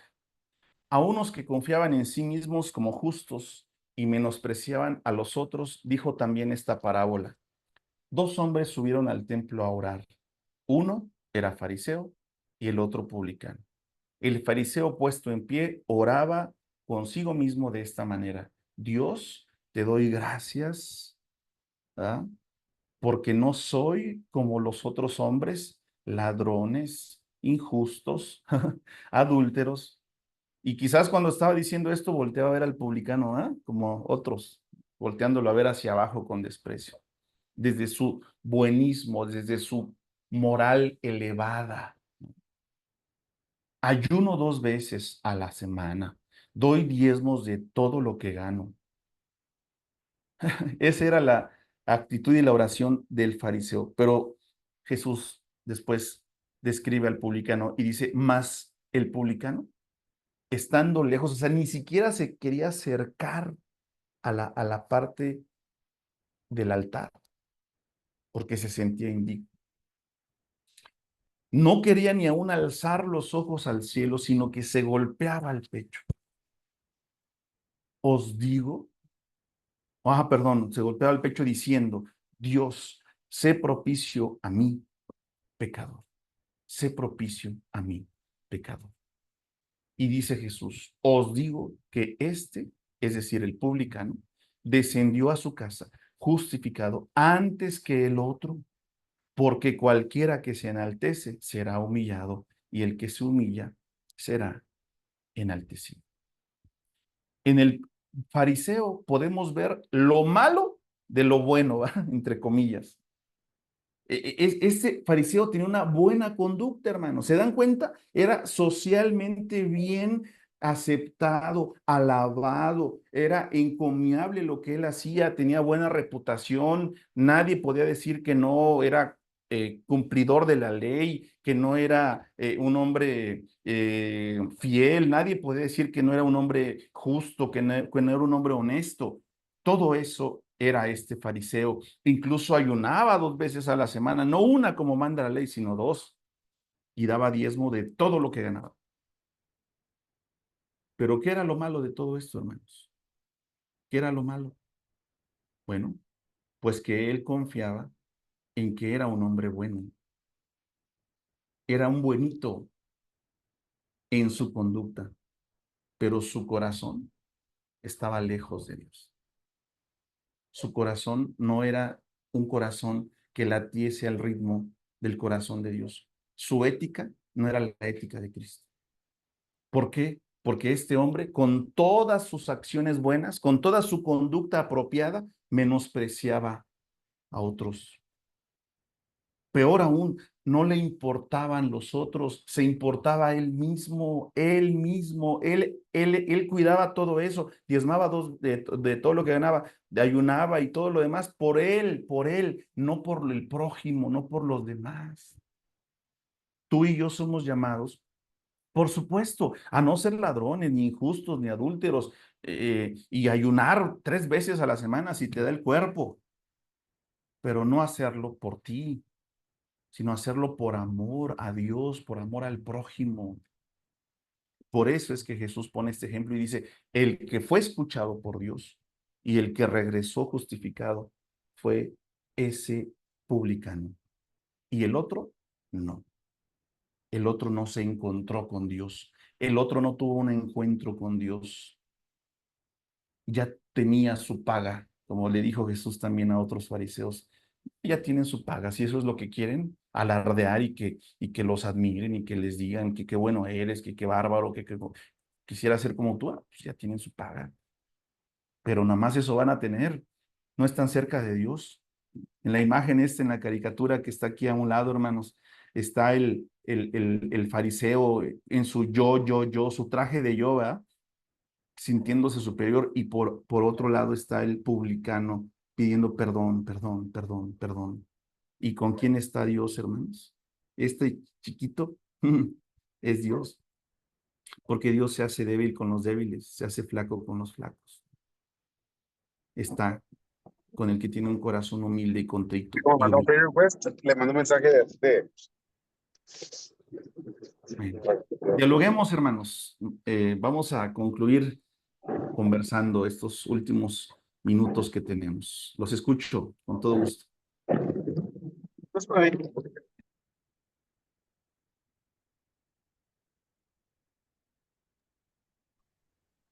Mis hermanos, pues yo creo que es tiempo, si tienen preguntas, mi hermano está y listo para pues responder en lo que se puede. Así que adelante, mis hermanos, con confianza. Yo sé que tienen preguntas, yo sé que les surgieron algunas dudas y que tal vez algunas cosas hicieron ruido y es momento para poder aclararlo tal vez y tener una mejor comprensión, ¿no? Así que adelante, mis hermanos.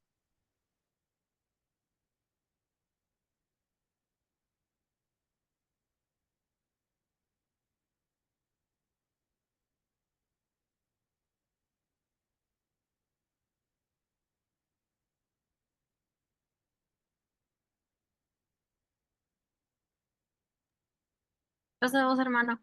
¿A vos Este, paz? yo sí tengo, bueno, un comentario y luego una pregunta, ¿no? La verdad, yo he conocido personas que ni siquiera van a la iglesia, sí creen en Dios, pero no asisten a ningún tipo de um, culto o religión, ¿no? Y la verdad, yo lo siento que son personas hasta con mejor valores que uno, que si va a la iglesia o que trata de ayudar más a otra gente, ¿no? Dentro de la iglesia yo he escuchado comentarios como, oh, no podemos ayudar a esa persona porque él no se congrega con nosotros. Y la verdad sí es bien triste a veces escuchar ese tipo de comentarios. Y también es difícil, ¿no?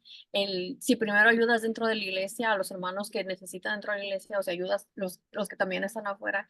Y es como que un dilema muy, muy grande el, el a quién ayudar primero. Mm, Y otra de mi pregunta, lo que estábamos hablando mi esposo y yo, sobre la mentira, ¿no? ¿Cómo le explicas ese concepto a los niños cuando tú les dices, sabes qué, no es bueno mentir? Pero después viene el dilema de si es para salvar la vida de alguien, está bien mentir, pero si está bien, no está bien mentir si te vas a salvar a ti mismo, ¿no? mm. Es un dilema muy, muy grande, sobre todo explicárselo a los niños. Sí, sí, es un buen desafío.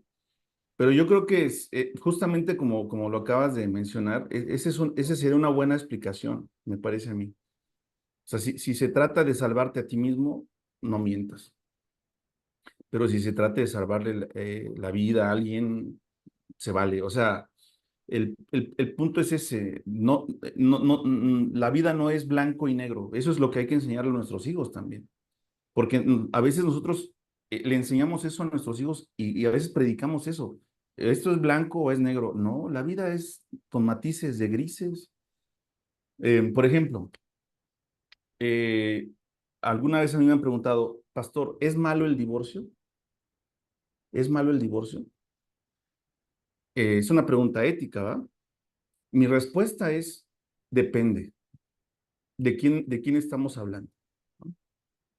Por ejemplo, si me estás preguntando de un matrimonio en donde el esposo golpea a la esposa y la maltrata psicológicamente y los hijos viven en un infierno de violencia y todos los días ven golpes y escuchan gritos y un padre alcohólico que todo el tiempo está lastimando a su esposa y a sus hijos, bueno, eh, yo creo que en un caso así de extremo, estoy a favor de ese divorcio. Si la hermana llega y dice, hermano, yo me quiero divorciar, tengo 20 años sufriendo violencia, mi esposo está a punto, está a punto de matarme, ¿qué hago? Huya de ahí y tramite el divorcio. ¿Ah? En ese caso, el divorcio es una opción buena. Ahora, en otro caso, ¿no? Supongamos que la pregunta viene de un varón que quiere saber si puede dejar a su esposa después de tener una vida de 30 años porque ya se hizo viejita, porque ya está arrugada, porque ya no tiene el cuerpo que tenía cuando la conoció y ahora quiere cambiar de modelo porque ya quiere una esposa joven y ese varón pregunta si es bueno el divorcio, yo le diría, claro que es malo eso que estás pensando. De ninguna manera deberías de pensar en dejar a tu esposa por una mujer, así sea más joven y más bella, porque tú no te casaste con una mujer solo por su belleza y no deberías estar con ella como viéndola como una cosa, ¿verdad? Como algo que te sirve y que disfrutas y cuando ya no crees disfrutar eso, entonces lo dejas como si fuera algo desechable, ¿no? Si me lo preguntara alguien así, yo le diría, de ninguna manera, el divorcio para ti es un pecado, es abominación, ni pienses en eso. Arrepiéntete de eso, ama a tu esposa, cuídala, es hasta que la muerte los separe, ¿no? Claro. Entonces, ese es el punto, o sea, igual con la mentira, yo no estoy diciendo que sea bueno mentir o que sea malo mentir en todos los casos, sino justamente entender que la vida nos implica a veces tomar decisiones que no son tan sencillas, porque no todo es blanco o negro, ¿no? Y hay que saber cómo reaccionar y responder conforme a la ética de Cristo Jesús ante las diferentes circunstancias. La constante es Cristo Jesús. ¿Verdad? La clase pasada, si no recuerdo mal, citaba a Dietrich Bonhoeffer, ¿verdad? A un pastor protestante alemán que vivió justamente en la Segunda Guerra Mundial y él, siendo de origen alemán, no tenía ningún problema con los alemanes porque pues él era alemán y no era perseguido.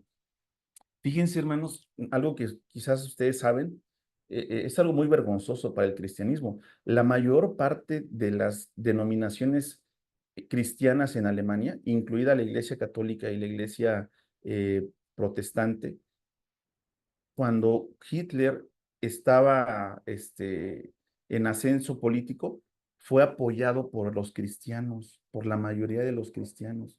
Y cuando Hitler estuvo en el poder, tuvo la bendición del obispo de Alemania.